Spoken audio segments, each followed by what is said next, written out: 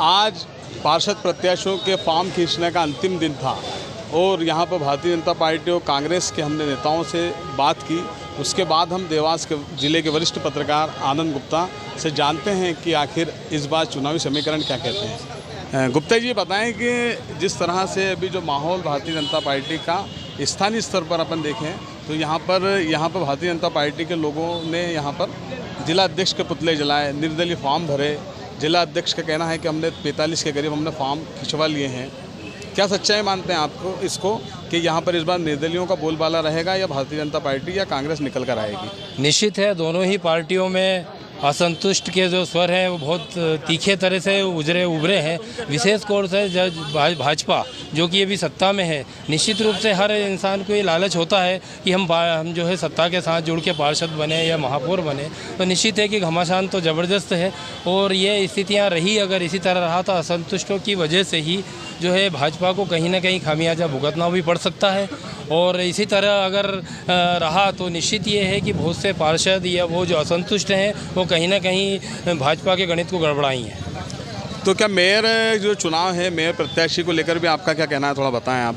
अब मेयर के प्रत्याशी का देखिए सीधा सीधा गणित यही होता है कि लोग जो है सत्ता के साथ चलते हैं। हमेशा ये रहा रहता है, जैसे डबल इंजन ट्रिपल इंजन जो वाली बात होती है। आप सत्ता की बात कर रहे हैं, लेकिन देवास से 5 जो परिषद के चुनाव हुए हैं जिसमें 3 भारतीय जनता पार्टी को छोड़कर कांग्रेस के बने, फिर कैसे कह रहे हैं आप सत्ता के साथ? जब जनता की बातें होती है तो जनता का जो होता है कि भाई सरकार प्रदेश में भी है, केंद्र में भी है, तो वो कहीं ना कहीं वो चीज़ें जो है इनका उसका फ़ायदा मिल सकता है बीजेपी को। तो आप मानते हैं कि भारतीय जनता पार्टी मजबूत है, लेकिन ये जो लोकल स्तर पे जो घमासान चल रही है फिर भी आप कैसे मान रहे हैं? लोकल हमारे साथ अशफाक खान वरिष्ठ पत्रकार मौजूद हैं। हम जानते हैं कि आपका समीकरण क्या कहता है इस बार नगरीय निकाय चुनाव को लेकर? वैसे देवास की राजनीति इस तरह की रही है कि यहाँ दबाव प्रेशर की राजनीति रही है। पॉलिटिकल रूप से लोगों की जो सोच है वो अभी तक विकसित नहीं हो पाई है। देवास में लोगों की मानसिकता बनी रही है कि सिर्फ फैक्ट्री में 8 घंटे नौकरी करना और घर से फैक्ट्री और फैक्ट्री से घर तक ही सीमित है।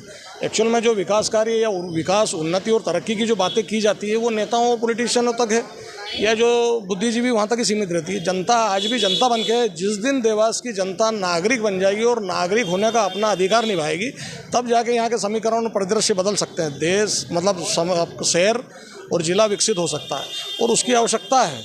लेकिन आज भी यहाँ पे जो है परिदृश्य उस तरह के बन नहीं पा रहे हैं। अब जो भाजपा और कांग्रेस ने उम्मीदवार उतारे हैं वो एक तरह से डमी ही उम्मीदवार है दोनों ही पार्टी के। अब रहा सवाल ऐसे में अगर कोई तीसरा निर्दलीय उम्मीदवार अगर अपनी दमखम से अगर पारी खेलने की कोशिश करता है तो जीत सकता है। उसका उदाहरण भी हमारे सामने है कि यहाँ से निर्दलीय पार्षद भी जो है महापौर का चुनाव जो लड़े थे वो उन्होंने बहुमत हासिल किया था और परिषद चले 5 साल और अच्छे से परिषद चली थी। एक निर्दलीय व्यक्ति भी अगर मान लो मैदान में आता है और अपने विजन अगर क्लियर करके रखता है, सामने रखता है, तो वो जीत हासिल कर सकता है। लेकिन यहाँ की जो जनता है उसको अब नागरिक बनना होगा। नागरिक बनने के बाद जो सारी स्थितियाँ होंगी वो क्लियर हो सकती हैं, वरना तो पार्टियों पे डिपेंड जो लोग और जनता है वो सालों से हैं। अच्छा, आप बता रहे थे कि निर्दलीय, तो क्या निर्दलीय इस बार आपको लगता है कि मजबूत है? देखिए, देवास शहर में जो माहौल या जो अभी तक का जो परिदृश्य है उसमें एक तीसरा विकल्प खोजा जा रहा है, लेकिन तीसरा विकल्प पूरी तरह से नज़र नहीं आ रहा। अब दोनों जो मुख्य पार्टियां हैं उसमें एक तरह से देखा जाए तो कांग्रेस एक ऐसा डूबता जहाज हो चुका है, वो पूरे देश में डूबने की वो कगार पे चल रहा है और ऐसी कंडीशन में सिर्फ भाजपा उभर रही। लेकिन पार्टी की तरफ लोगों का रुझान हो ये ज़रूरी नहीं होता, क्योंकि ये जो चुनाव है नगरीय निकाय के, वो पंचायतों के स्थानीय स्तर के होते हैं, स्थानीय सरकार के होते हैं कि यहाँ पे लोकल मुद्दे जो जनताओं के हित के लिए जाते हैं उसको लिहाज में रखते हुए चुनाव होते हैं। लेकिन यहाँ अभी भी वर्तमान सोच जो है भाजपा देख रही है कि हम पूरे देश में विकास कर रहे हैं, हम देश में ये कर रहे हैं, वो कर रहे हैं। लेकिन देवास में क्या कर रहे हैं? देवास में 250-300 फैक्ट्रियाँ हुआ करती थी, इंडस्ट्रीज एरिया बंद हो गया, जो है वो टूटे फूटे पड़े हैं, रोड उखड़ गए, पार्कों में मंदिर के निर्माण हो गए। यहाँ आम आदमी के लिए कॉलोनियों में पार्क की व्यवस्था नहीं है। एक बाल स्मृति पार्क है, यहाँ पे लोगों का शाम के टाइम बिल्कुल तांता लगता है। उनके क्षेत्र और मोहल्लों के जो पार्क हैं वो उजड़े हुए हैं।